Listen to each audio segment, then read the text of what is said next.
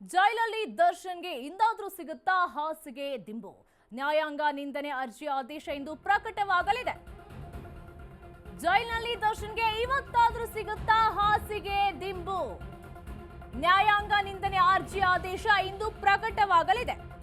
Court ಆದೇಶವಿದ್ರೂ ಹಾಸಿಗೆ ದಿಂಬನ್ನ ಕೊಡ್ತಿಲ್ಲ.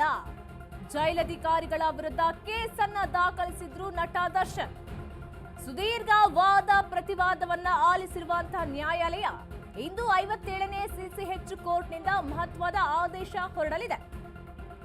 ಕಾದು ನೋಡ್ಬೇಕಿದೆ, ಇವತ್ತಾದ್ರೂ ದರ್ಶನ್ಗೆ ಹಾಸಿಗೆ ದಿಂಬಿನ ಭಾಗ್ಯ ಇದೆಯಾ ಅನ್ನೋದು. ನ್ಯಾಯಾಂಗ ನಿಂದನೆ ಅರ್ಜಿ ಆದೇಶ ಇಂದು ಪ್ರಕಟವಾಗಲಿದೆ. ಕೋರ್ಟ್ ಆದೇಶ ಇದ್ರೂ ಕೂಡ ನಟ ದರ್ಶನ್ಗೆ ಯಾವುದೇ ಹಾಸಿಗೆ ದಿಂಬಿನ ಸೌಲಭ್ಯ ಕೊಡ್ತಾ ಇರಲಿಲ್ಲ. ಜೈಲಧಿಕಾರಿಗಳ ವಿರುದ್ಧ ಕೇಸನ್ನ ದಾಖಲಿಸಿದ್ರು ನಟ ದರ್ಶನ್. ಸುದೀರ್ಘ ವಾದ ಪ್ರತಿವಾದವನ್ನ ಆಲಿಸಿರುವಂತಹ ನ್ಯಾಯಾಲಯ ಇಂದು 57ನೇ ಸಿಸಿಎಚ್ ಕೋರ್ಟ್ನಿಂದ ಮಹತ್ವದ ಆದೇಶವನ್ನ ಹೊರಡಿಸಲಿದೆ. ಜೈಲಿನಲ್ಲಿ ದರ್ಶನ್ ತುಂಬಾ ಟಾರ್ಚರ್ ಅನುಭವಿಸ್ತಾ ಇದ್ದಾರೆ. ಅವರ ಪರ ವಕೀಲ ಹೇಳಿರುವಂತ ಮಾತಿದು. ಜೈಲಿನಲ್ಲಿ ದರ್ಶನ್ ಇವತ್ತಾದ್ರೂ ಹಾಸಿಗೆ ದಿಂಬಿನ ಭಾಗ್ಯವನ್ನ ಸಿಗುತ್ತಾ ಅಂತ ಹೇಳಿ ಕಾದ್ ನೋಡ್ಬೇಕಿದೆ. ದರ್ಶನ್ ಪರ ವಕೀಲರು ವಾದವನ್ನ ಮಾಡಿದ್ರು. ದರ್ಶನ್ಗೆ ತುಂಬಾ ಟಾರ್ಚರ್ ಆಗ್ತಾ ಇದೆ. ನ್ಯಾಯಾಲಯದ ಮುಂದೆನೇ ದರ್ಶನ್ ಇದನ್ನ ಹೇಳಿದ್ದಾರೆ. ಕೋರ್ಟ್ ಆದೇಶದ ಬಳಿಕ ಕಂಬಳಿ ಮಾತ್ರ ಕೊಟ್ಟಿದ್ದಾರೆ. ಜೈಲು ಅಧಿಕಾರಿಗಳಿಗೆ ಕೋರ್ಟ್ ನಿರ್ದೇಶನ ಅರ್ಥ ಆಗ್ಲಿಲ್ಲ ಅಂತ ಹೇಳಿ ದರ್ಶನ್ ಪರ ವಕೀಲ ವಾದವನ್ನ ಮಾಡಿದ್ರು.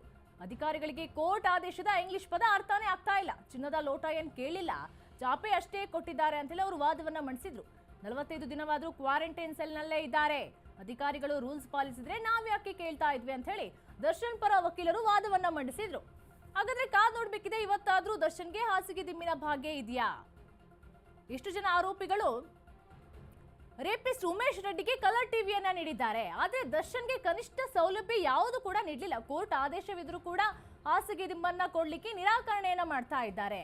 ದರ್ಶನ್ಗೆ ಕಷ್ಟ ಆಗ್ತಾ ಇದೆ, ಹಿಂಸೆ ಆಗ್ತಾ ಇದೆ ಅವರಿಗೆ ಅಂತ ಹೇಳಿ ದರ್ಶನ್ ಪರ ವಕೀಲ ವಾದವನ್ನ ಮಂಡಿಸಿದ್ರು. ಇಲ್ಲದಂತಹ ಕಾನೂನನ್ನ ಇವರು ಸೃಷ್ಟಿ ಮಾಡ್ತಾರೆ. ಜೈಲು ಕೈಪಿಡಿಯಂತೆ ಕ್ರಮವನ್ನ ಕೈಗೊಳ್ಳಲಾಗಿದೆ ಅಂತ ಹೇಳಿ ಜೈಲಧಿಕಾರಿಗಳ ಪರ ಎಸ್ಪಿಪಿ ವಾದವನ್ನ ಮಂಡಿಸಿದ್ರು.